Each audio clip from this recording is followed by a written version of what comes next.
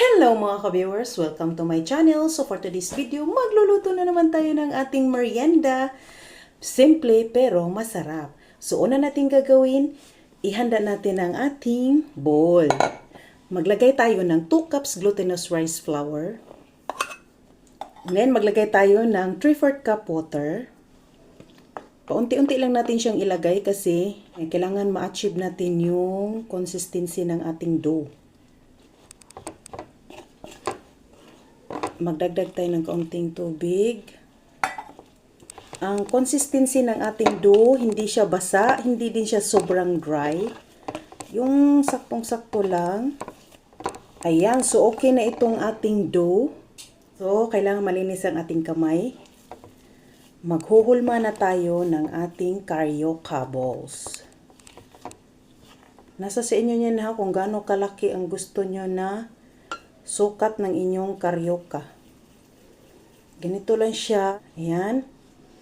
And then, tusukin nyo siya sa gitna. Kailangan may butas siya sa gitna. Ganyan lang. Ayan! So, tapos na natin siyang mahulma. Nakagawa tayo ng 24 pieces. So, pwede na natin siyang prituhin. Pwede na natin iprito ang ating carioca. Ayan, so kailangan mo siyang halo-haloin mga ka-viewers na hindi siya magdikit-dikit. Pwede na itong hanguin.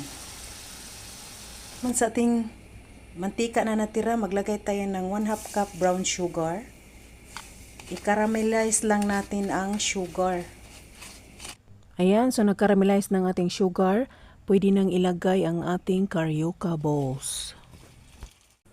Ayan, so haluin natin siya ng maayos para hindi magdikit-dikit ang ating carioca. Ayan. So, pwede na itong hanguin. Luto na ang ating carioca. Pwede na itong iserve. Ha! Luto na ang ating carioca balls. Pwede na natin tikman. Look at this. Ang init.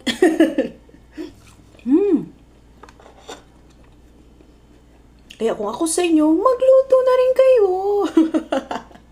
Lami kayo.